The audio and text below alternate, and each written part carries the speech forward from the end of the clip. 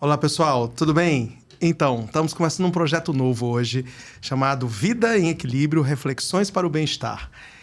Eu sou André Baião, eu sou médico geriatra e eu estou com um amigo chamado Ezequiel. Ele é fisioterapeuta especializado em fisioterapia respiratória e cardiovascular. E a gente vai conversar hoje com vocês sobre temas do envelhecimento, mitos e verdades do envelhecimento. Eu acho que são pontos bem legais, bem interessantes para a gente poder discutir. Depois que a gente, no final, nós terminarmos, a gente deixa um espaço para perguntas, para a gente desenvolver bem esse tema. Bacana? Ezequiel, tudo bem? Olá, André. Obrigado pelo convite. Fico muito feliz de estar participando aqui desse podcast, a gente poder esclarecer algumas dúvidas, alguns mitos, algumas verdades sobre a melhor idade, né? Que é o que a gente tem aí que, efetivamente, é onde todos almejamos chegar e chegar da melhor maneira possível. Bacana. Ezequiel, então vamos lá. Vamos começar agora com um ponto importante dentro da fisioterapia, dentro da atividade física. Diz uma coisa, tem limite de idade para fazer atividade física, ô Ezequiel? Então, a atividade física, André, ela é importante, obviamente, em todas as idades, né? E a gente sempre se depara com a possibilidade ou com alguns mitos sobre fiquei velho, posso fazer atividade física, devo fazer atividade física? Enfim, e a verdade é que a gente tem que se exercitar, o nosso corpo é uma máquina que precisa ser movimentada o tempo todo. Né? Aquela velha história, a gente vai pegar um aparelho que está em casa velho, que a gente não mexe há muito tempo, a gente vai ligar ele não funciona. Então, o nosso corpo, se a gente deixar de utilizá-lo, ele também vai perdendo um pouco de função. Então, sempre dado as devidas limitações de cada um e tal, a atividade física ela é recomendada até a máxima longevidade possível, até onde der. Bacana. Isso é muito importante, muito importante. E, Ezequiel, me conta uma coisa, quais são as atividades físicas, quais são os tipos de atividades físicas recomendadas para os idosos? O que você diria, assim? O que a gente poderia dar de noção, de ideia aqui para o nosso público? Então, na realidade, a gente poderia dividir basicamente, se fosse falar assim, né, em dois tipos de atividade física. Né? Uma que seria uma atividade física voltada mais para o fortalecimento, né? Okay. Que seriam exercícios resistivos. Aquele que a gente faria com pesos. Né? E existiria também os exercícios voltados para uma parte mais cardiovascular, né? Que seriam os exercícios aeróbicos. Então, é importante que haja um equilíbrio dentro disso tudo. Né? O importante é que a gente faça. A gente sabe que nós, né, a partir dos 40 anos, principalmente, a gente começa a ter um declínio funcional muscular. A gente começa a perder força, perder músculo mesmo. Certo. Né? E essa perda de músculo, ela vai acontecendo em mais ou menos 1% por ano, conforme vai passando o tempo. E se a gente não der um stop nisso, né? E esse stop vem, dentre outras coisas, com atividade física. Né? Então, é recomendado tanto a atividade física aeróbica, que são os exercícios, digamos assim, onde a gente vai ficar mais cansado, se a gente puder dizer assim, né? Caminhadas, corridas, natação, subir e descer escada, esse tipo, então, de atividade. E combinar com os exercícios resistivos, né? Onde a gente vai ter, então, efetivamente, o incremento de peso. E aí, quer dizer que eu tenho que levantar ferro lá na academia? Não é isso. A gente tem várias atividades que vão estar simulando exercícios com carga. Vou dar um exemplo básico, que o Pilates, por exemplo, que trabalha com molas e tal, que são atividades, às vezes, mais gostosas de serem feitas do que quem não gosta de ir para academia, levantar ferro, mas que são exercícios que trabalham também com a parte de fortalecimento muscular, que é muito importante quando a gente vai ficando na melhor idade possível, né? A gente ter essa menor perda de funcionalidade muscular. Excelente, excelente. Outro ponto importante aqui ligado à atividade física é a questão da alimentação, né? Que a gente tem isso. E aí, tem uma coisa que a gente outro dia estava conversando sobre isso, né, Ezequiel? Mas, assim, já tocou no assunto, né? Experiência pessoal, né? Na minha família, dos idosos. Mas está se alimentando tão pouco. Né? Idoso come pouco. Existe essa mítica que o idoso come menos do que um adulto jovem? Como funciona isso? Ótima pergunta. Isso não existe, Ezequiel. Na verdade, quando você pega eu sempre falo o seguinte, você pega um paciente de idade, aí você pega aquela quantidade mínima que coloca lá no prato. Imagina você com uma idade 50 ali, 50 e poucos anos, se você consegue passar o teu dia com aquela quantidade mínima de comida. Então, não, isso é um mito, dizer que idoso come pouco, né? Pelo contrário, é claro que dependendo da estrutura física dele, dependendo de como ele está, ele vai ter uma absorção, às vezes, um pouco mais reduzida com a idade e tudo mais. Mas isso é um mito. Então, assim, o idoso deve comer uma alimentação normal, que ele aceite. Mas o primeiro ponto a cortar aqui em relação à história de mitos. Idoso não come pouco. Ele come o que ele gosta, o que ele deve comer, mas uma quantidade adequada. Então, isso é um mito que é totalmente mito, né? Em relação a isso, tá certo? Isso é importante. Então, a alimentação, ela é a base de tudo. Uma alimentação saudável, uma alimentação, então, que tenha uma variedade de diferentes legumes, frutas, proteína, que é muito importante. A gente estava falando anteriormente da parte do exercício, enfim. Sem dúvida. Outra coisa importante também que a gente comenta aqui sobre bebida alcoólica. É um outro mito, né, rapaz, em relação a isso, né? Teu avô bebe? Bom...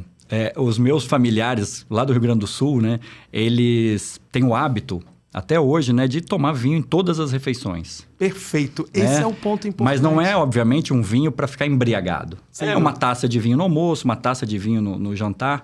A minha falecida avó foi nonagenária, ela teve esse hábito até os finais dos dias dela, enfim, e era uma coisa que ela não abria mão. Exato. Né? Enfim, sempre de maneira muito...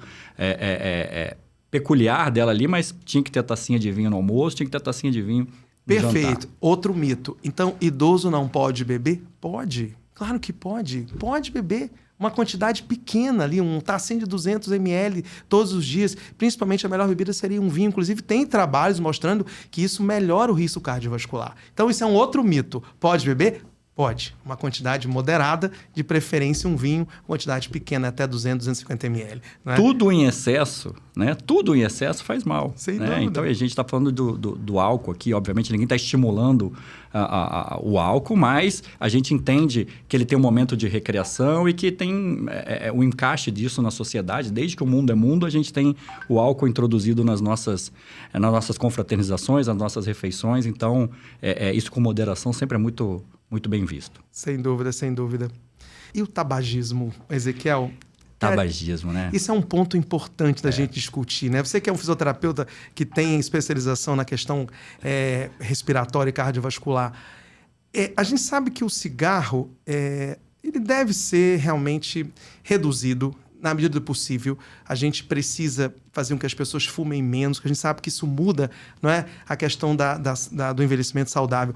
Qual é a tua opinião? Por exemplo, eu estou com uma paciente, 95 anos fumando. Me conta. Eu vou te dar um exemplo pessoal, né? E é muito complexo isso, né? Sobre o tabagismo. Eu tenho na família, especificamente, uma pessoa que ela desenvolveu câncer, né? Câncer de mama. Tratou o câncer de mama, né? Infelizmente descobriu, mas tratou o câncer de mama, fez a cirurgia e tudo. E ela era tabagista pesada. No período da descoberta, até a ressecção e tudo, da cirurgia, aquele momento complexo, ela realmente parou de fumar, foi tudo direitinho, fez o tratamento pós, com químio, com rádio, ok. Terminou o tratamento, ela falou, eu não consigo ficar sem. É isso. E voltou a fumar. Mesmo a gente dando todos os conselhos, né? E mostrando do risco que isso tem, né? É uma pessoa que não, mesmo com toda a ajuda que pudesse ter, com aqueles adesivos, com remédios, com todo o suporte, a pessoa não conseguiu deixar de fumar. Então, a gente tem que entender, né? Nós como profissionais de saúde, que em alguns momentos, né?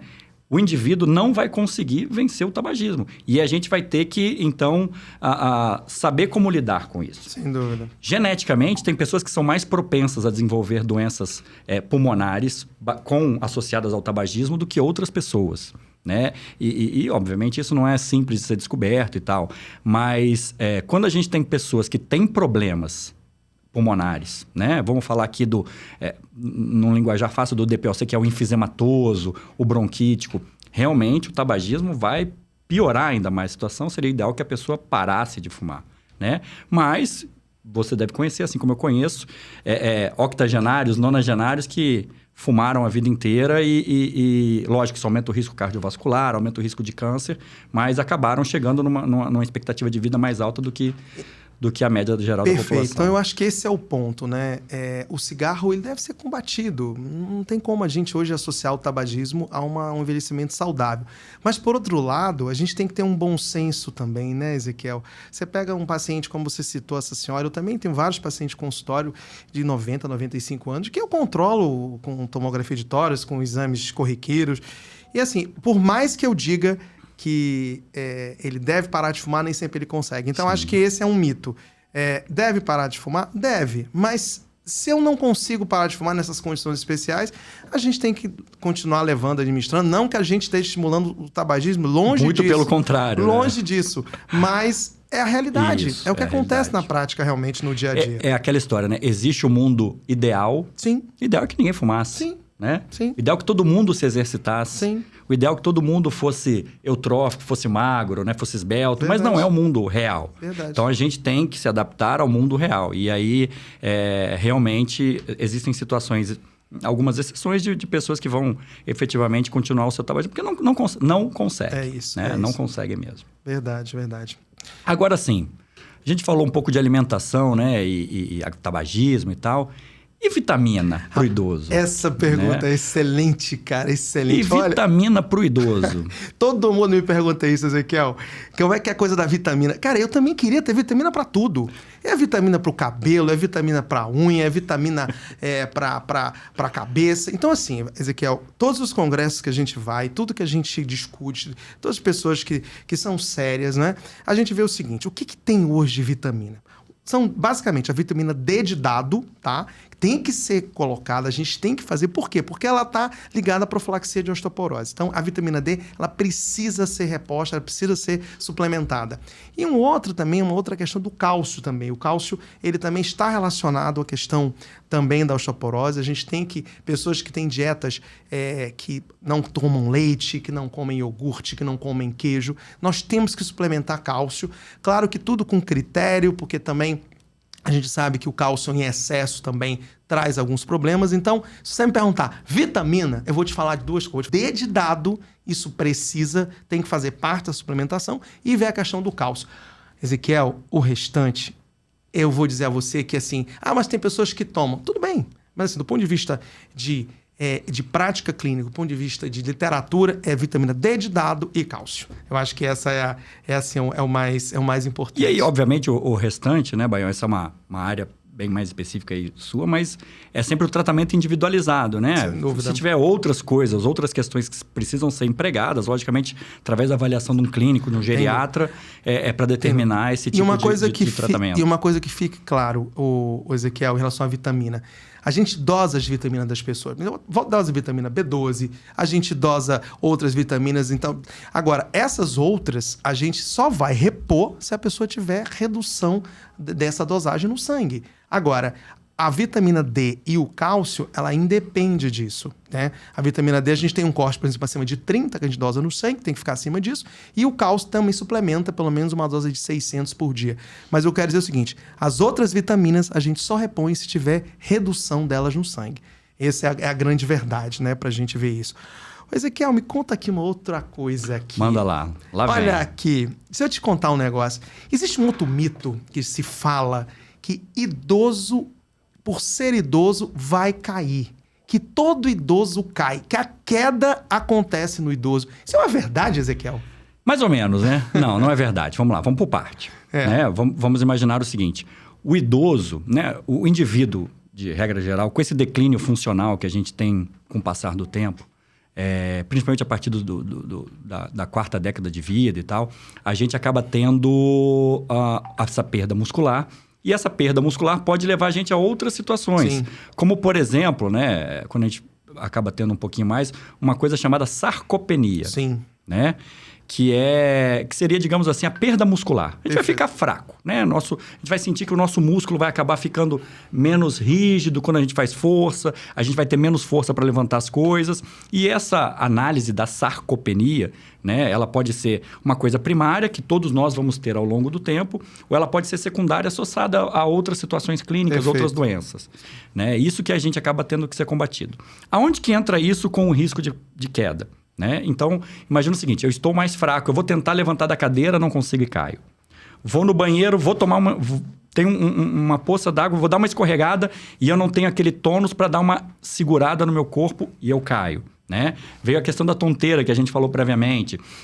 Enfim, esse tipo de situação podem favorecer a queda em idoso. Né? E aí a gente tem situações para avaliar esse risco, né? E obviamente para tratar. O básico do básico, né, seria atividade física. Atividade física previne a sarcopenia. Eu tendo um corpo mais rígido, mais firme, mais íntegro, eu minimizo a possibilidade de queda. Perfeito. Né? E aí é onde vem o grande problema também das quedas, né? Então, quando a gente tem essa perda muscular, a gente tem com o tempo um desgaste, né? Entre aspas, ósseo, né? Aquela perda óssea que a gente tem com a osteoporose. E aí a gente tem as chances das fraturas. Esse é o grande problema, né? Também o indivíduo vai cair, além de outras escoriações, que seriam, digamos assim, menos piores. A fratura de fêmur, ou bater a cabeça, fazer um TCE, um traumatismo craniano pela queda. Então, a possibilidade de cair, ela é muito evidente, ela é mais evidente no indivíduo idoso. Mas nem todo indivíduo idoso vai cair. Perfeito. Né? Nem todo indivíduo idoso vai cair. É aquilo que a gente fala, né?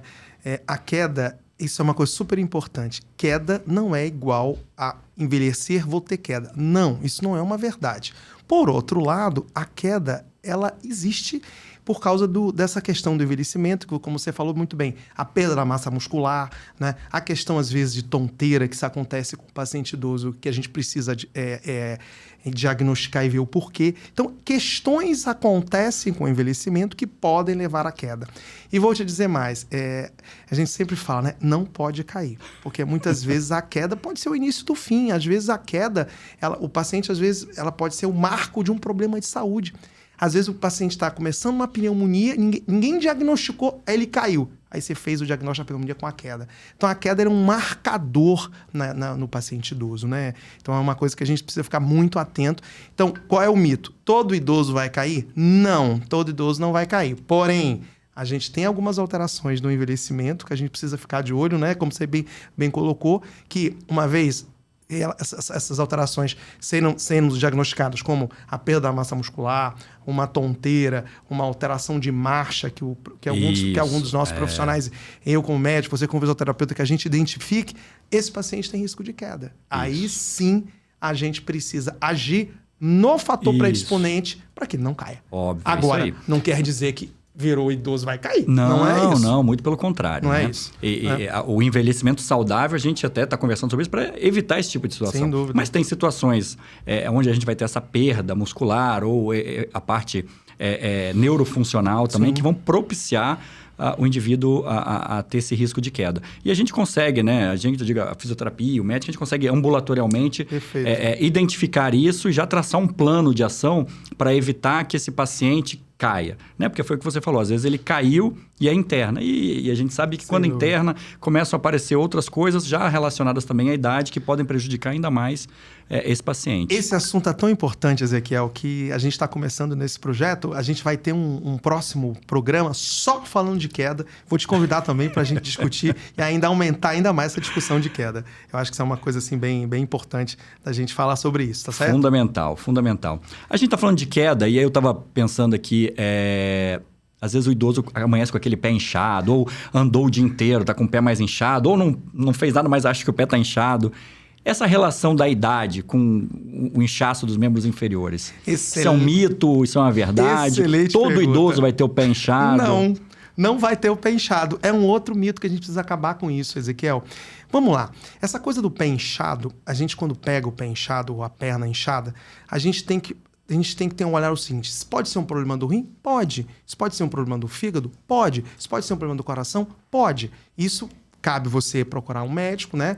E aí, ao procurar um médico, e não deixa, você que está assistindo a gente, começou com essa perna inchada, calma, né? Procure um profissional, que na maior parte das vezes, o mais comum é a alteração dos vasos, das veias que estão, da perna sua, da perna do seu avô, que ficam um pouco mais inchadas, com um processo que a gente chama de varize, e isso resolve. É a causa mais comum desse inchaço.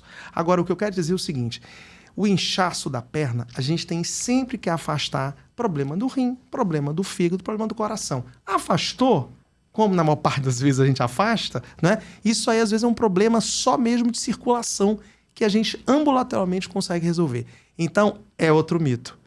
Todo idoso incha a perna? Não. Mas se inchar, tem que afastar essas questões clínicas que a gente falou. E depois, na maior parte das vezes, define que é só mesmo uma questão do vaso, né? Da veia que está com problemas e a gente consegue, de maneira ambulatorial, corrigir isso e tratar isso de maneira clínica sem nenhum problema. Perfeito. Então, mais um mito que se cai. Mais um mito que se cai. O vovozinho com a pé inchar, não, isso é normal. De jeito nenhum. Não é normal, De jeito nenhum. De jeito nenhum. Não é normal. De jeito nenhum. Bom, dito isso, a gente tem alguns pontos, então, que a gente conversou aqui hoje, Ezequiel, que eu acho que são fatores chaves do envelhecimento. Então, eu queria fechar agora aqui alguns pontos que a gente pincelou hoje, Ezequiel. Tá. Então, vamos lá. Vamos escalonar aqui. Vamos pensar assim primeiro. Vamos lá. O que é o mais usual pra gente, né? É alimentação. Perfeito. Alimentação saudável, Ezequiel. De preferência, a alimentação do Mediterrâneo, que é uma alimentação que você tem peixes, que você tem pães integrais, que você tem salmão, por exemplo, não é? Aquela alimentação que você tem pelo menos 3 a 4 cores, não é? Que você coloque folhas, verduras, leguminosas. Essa seria a alimentação realmente ideal para o nosso paciente. Lembrando que ele come uma quantidade normal. Essa coisa de comer pouco, né? Uma coisa que a gente... E até uma coisa que a gente tem que falar, Ezequiel, que a gente comentou, é o seguinte: às vezes está comendo pouco, Ezequiel, tem um problema de saúde, tem que dar uma olhada. Às vezes está um pouquinho deprimido, às vezes está com uma gastrite, às vezes está com alguma outra coisa. Então, assim, não que... então ele vai comer um prato grande. Não é isso. O que eu quero dizer é o seguinte: comer pouco, minimamente, não é o usual. Então, tem que comer de maneira normal e adequada. Se está comendo pouco demais, é melhor procurar... Alguma coisa tem que ser investigada. Então, essa em relação à alimentação, tá certo? E, Ezequiel, e exercício físico? Qual é o outro ponto importante do envelhecimento? Me conta, então, disso. Me dá uma receita de exercício físico que a gente possa dizer para o nosso paciente idoso. Tem uma hashtag aí usada nas redes sociais que fala 30 todo dia. Ótimo. Que são o quê? 30 minutinhos todos os dias. Perfeito. E aí cada um na sua intensidade, né? Então, se a gente for pensar individualmente, claro que cada um vai ter que ser avaliado individualmente, mas o importante é sempre a gente dar o primeiro passo. Eu digo, é melhor o imperfeito feito do que o perfeito não feito. Excelente. Não, eu não começo a fazer exercício porque eu não tenho tênis, porque a minha roupa, porque eu não me matriculei na academia. Não é isso, né? Então, se a gente puder começar dando uma caminhada no terreno de casa, no quarteirão de casa, né? Quando a gente está falando do pessoal que tem essa possibilidade, esse é o ideal. Então, pelo menos 30 minutos todo dia. A gente tem uma recomendação que se faça também, além dos exercícios. A gente falou da caminhada, se conseguir fazer uma caminhada mais rápido. Mas a gente tem outros tipos de exercícios. Eu não gosto de caminhar, eu acho isso chato. Gosto de dançar.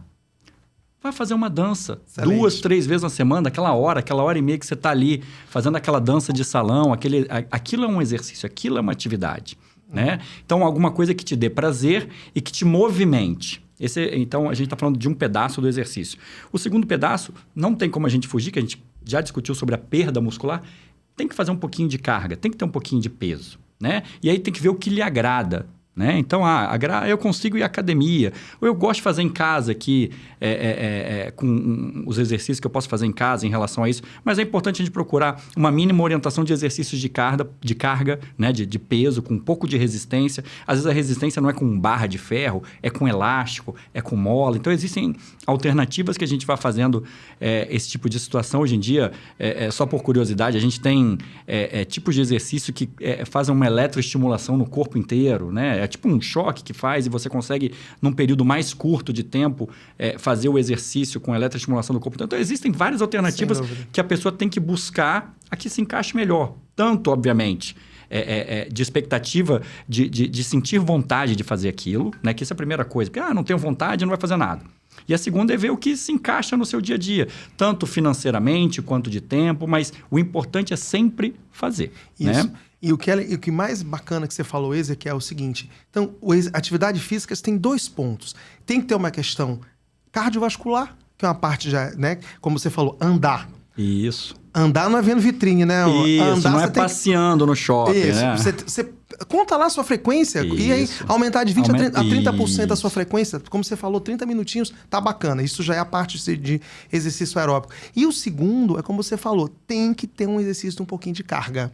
Pô, pra gente, é muito comum. Sarcopenia, a gente já conversou sobre isso aqui, mas vamos falar muito ao longo dos nossos programas, que é a perda da massa muscular. Isso que o Ezequiel colocou bem. Então você faz uma atividade física aeróbica para andar 3 vezes por semana, como ele falou, aumentando a frequência cardíaca ali de 20% a 30% só. E o segundo, aumentar a parte de massa muscular com peso. Certo, Ezequiel? Só assim, e se a gente conseguisse, né, um pouquinho de flexibilidade, né, alongamento, imagina que com o passar do tempo vai ficando mais difícil amarrar o sapato, pegar alguma coisa no alto, levantar. Então, também um pouquinho de flexibilidade aí. A gente podia citar aqui vários tipos de atividade, mas enfim. Tai Chi Chuan, enfim, essas coisas que mexem mais com o organismo em relação à sua mobilidade. Agora, o André Baião, o exercício, ele vem associado também a uma parte de saúde mental, né? O exercício está linkado a uma melhora da percepção de tudo. Sem dúvida. Mas a saúde mental no idoso? Fundamental, acho que esse é o terceiro... Esse é um fator chave importantíssimo. Chave importantíssimo, né? Você sabe, Ezequiel, que uma das coisas que a gente vê muito no consultório é a questão da instabilidade de humor, não é? É a questão da ansiedade e acaba chegando na depressão. Um dos principais sintomas da depressão no idoso é a ansiedade. Às vezes o paciente está extremamente ansioso e está com uma depressão que ninguém diagnosticou. Então esse é um terceiro pilar que a gente precisa cuidar, a nossa saúde mental. Então, você está ansioso? Você está ansioso? Você está nervoso? Você está... seu pai, sua mãe está assim? Isso pode ser, Ezequiel, alguma alteração de depressão que precisa procurar um profissional médico para ver. Então, saúde mental, eu tenho que estar bem. Eu tenho que estar com estabilidade emocional, eu tenho que estar com a minha ansiedade controlada e eu tenho que estar com uma possível depressão, se eu tiver diagnosticada e tratada. Esse é o outro ponto realmente assim, importante. Isso é muito importante, porque quanto mais precoce for notado esse sintoma ou esses sintomas, né, e procurado ajuda especializada, mais cedo a gente vai ter a resolução da causa. Sem dúvida. E a gente sabe, né, no jovem, no idoso, enfim, mecanismos de depressão, né, são gatilhos para outras coisas também. Sem dúvida. Que a gente vai ter a pessoa mais acamada, vai comer menos, vai se exercitar menos. Sem isso tudo acaba gerando um ciclo vicioso muito ruim, muito deletério. Sem dúvida. E agora, puxando um gancho que você falou aí em relação da saúde mental, eu te devolvo. Relacionamento, Ezequiel, me fala um pouco disso. Você não acha que a questão do relacionamento tem tudo a ver também com a questão da saúde mental? Tem com a parte mental total, com a saúde mental total, né? O que a gente vê, né, na nossa jornada de vida, né? A gente é criança, a gente tem todo um cuidado. A gente vira adolescente, a gente tem uma rede de amigos que a gente acha que aquilo é perfeito e quer modificar o mundo. A gente vira adulto, a gente tem nossas atividades, a gente constitui família, a gente tem nosso ciclo de amigos de trabalho. Conforme o tempo vai passando, a gente acaba diminuindo nossa atividade e acaba diminuindo nosso relacionamento, nossa teia social. Né? Isso acaba também tendo um gap na fase mais longeva que a gente tem de vida. Então, a parte de relacionamento ela é muito importante. Por quê? A gente ter o nosso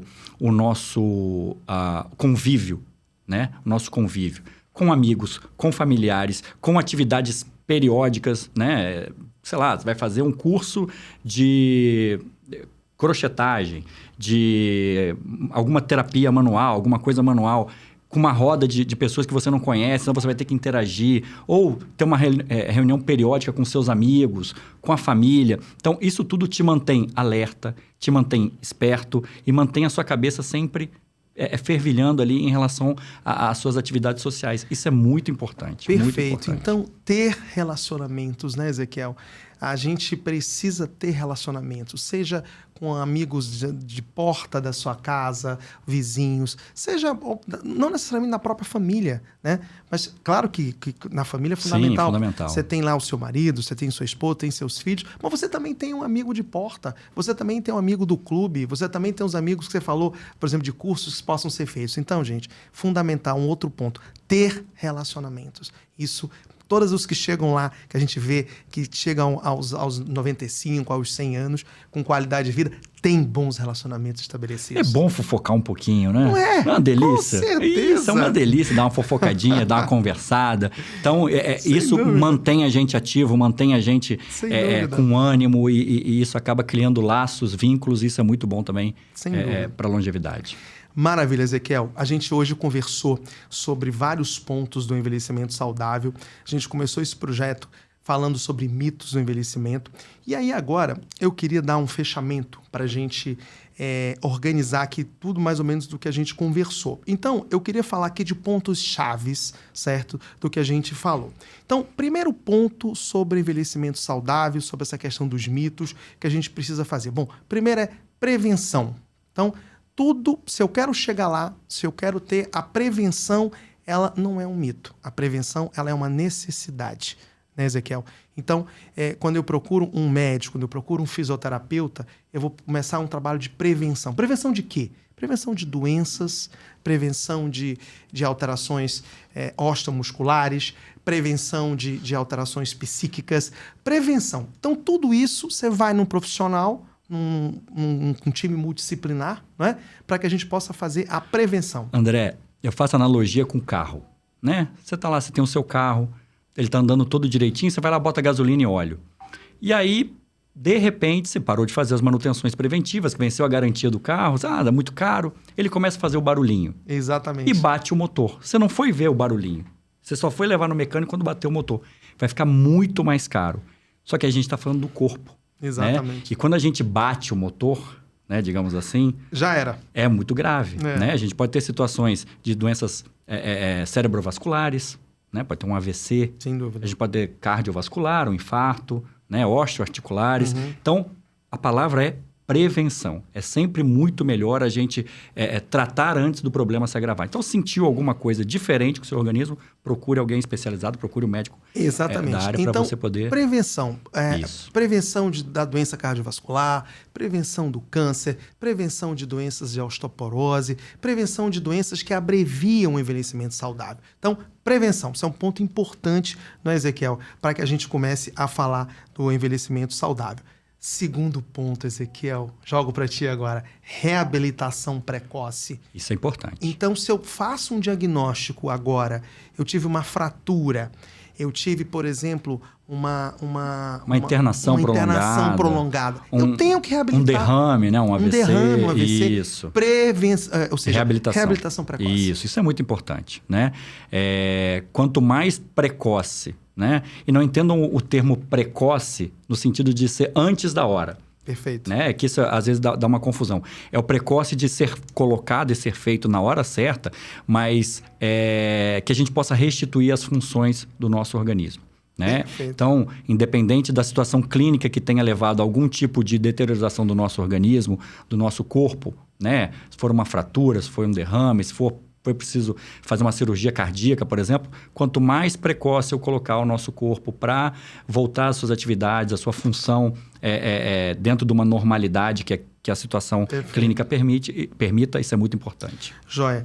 Outro ponto importante também, dentro nosso fechamento, é a avaliação de doenças mais comuns. Isso. Né? Então, a gente sabe o que ainda mais mata no nosso meio. É a doença cardiovascular, depois você tem o câncer, depois você tem doenças outras, como neurodegenerativas e assim por diante. Então, você tem que procurar um profissional e dentro do teu campo da prevenção, você procurar com o teu médico as doenças mais comuns que abreviam. Todo profissional bom, gente, sabe quais são. Então, procure um colega médico, né, para fazer essa avaliação dessas doenças mais comuns que está dentro do campo realmente da prevenção.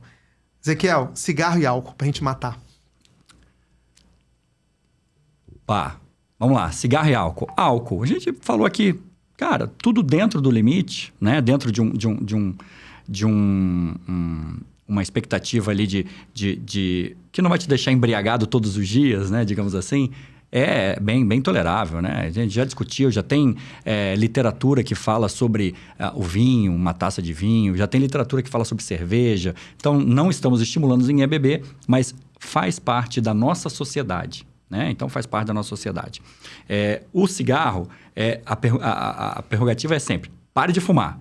Não consigo. Então, minimize os outros fatores, né? A gente entende quem não consegue. Mas, pô, eu sou tabagista, não consigo deixar o cigarro, mas eu faço exercício regularmente, eu faço atividade física, eu me cuido, eu me estresso menos. Então, que tenha um equilíbrio, tá? O ideal sempre é que a gente não consuma, não faça uso do tabagismo, do tabaco, né? Do cigarro, mas efetivamente...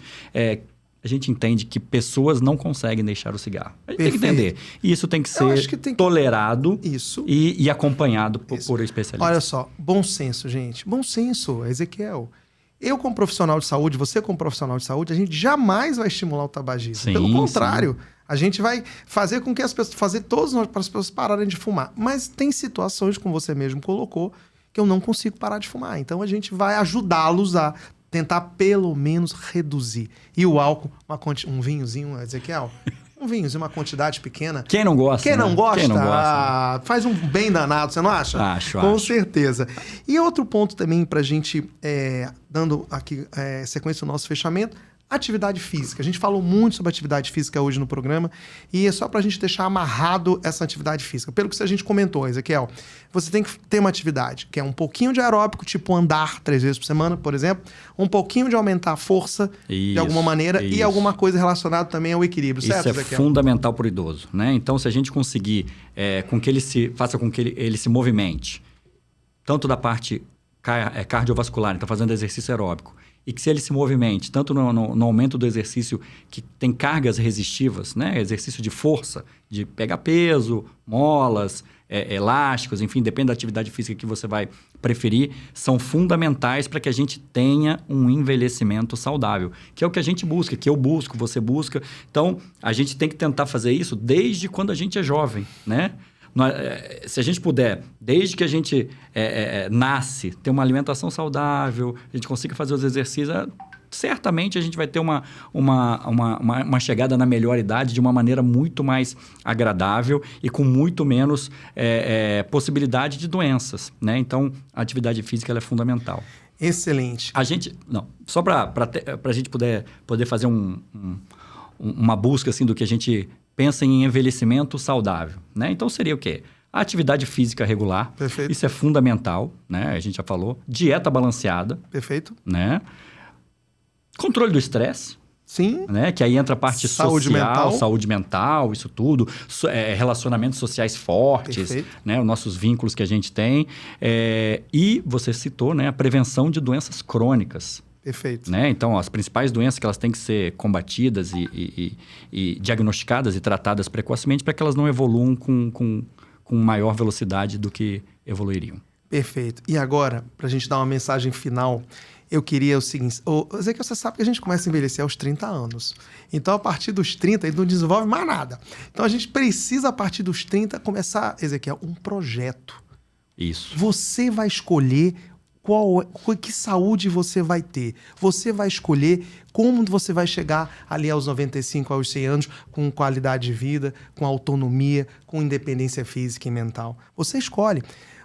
A gente sabe que 30% dos fatores são genéticos, outros 70% são fatores que a gente escolhe na vida. Sim. Então a gente escolhe se a gente vai fumar exageradamente, se a gente vai beber exageradamente, a gente escolhe se a gente vai comer bem ou não. Não vai escolher, né? Mas enfim. De uma certa maneira. Isso. Então, são nossas escolhas. Sim. Então, Ezequiel, eu acho que pra gente, nesse primeiro programa aqui desse projeto, O Vida em Equilíbrio, Reflexos para o Bem-Estar, eu queria deixar aqui uma mensagem encorajando as pessoas. Pessoal, vamos envelhecer bem. É a sua decisão, é a sua escolha. Você escolhe como você vai querer chegar lá. E olha, não é difícil, não. Você escolhendo os caminhos certos, você vai chegar lá bem, com saúde e autonomia. Eu queria que você deixasse uma mensagem final para a gente, desse nosso primeiro programa aqui. Que nessa linha, André, eu vou puxar aqui pro lado da atividade física, né? Hoje em dia a gente tem esse aparelhinho, né? Esse aparelhinho, enfim, que já faz parte do nosso corpo. Né? É uma extensão do nosso organismo, o teu celular. E todo mundo hoje em dia tem um celular e... mas uma vez eu fiz uma palestra sobre atividade física para um grupo grande e na época estava passando uma novela muito famosa, enfim, e a novela dura mais ou menos 1 hora, né? Aí a gente fez uma contagem lá de quantos capítulos tinha novela, lá, e se a gente transformasse aquele período que eu estou vendo a novela em atividade física, hoje eu consigo ouvir um podcast, ouvir uma música, então você consegue trazer o seu mundo do dia a dia, que você está sentado numa poltrona vendo, que eu posso estar me movimentando simultaneamente sem perder aquele conteúdo, sendo até um estímulo para a gente. Então a gente tem alternativas para se movimentar. É importante que a gente se movimente, tá? Isso é fundamental. Maravilha. Ezequiel, foi um prazer, cara. Um grande abraço para você. Foi muito bom, obrigado. Adorei aqui nosso primeiro programa, acho que foi bacana. Eu te convido a participar desse projeto. A gente vai gravar inúmeros programas e sempre com esse tema, tá? A gente vai falar da vida em equilíbrio, reflexos para o nosso bem-estar e vamos te dar dicas. Vamos abrir depois também para você mandar perguntas, para a gente depois trabalhar essas suas perguntas. E foi um grande prazer. Ezequiel, muito obrigado. Obrigado pela oportunidade. Foi um grande prazer. Sucesso nisso e, sigam as dicas, hein? Grande abraço. Abraço. Tchau, tchau.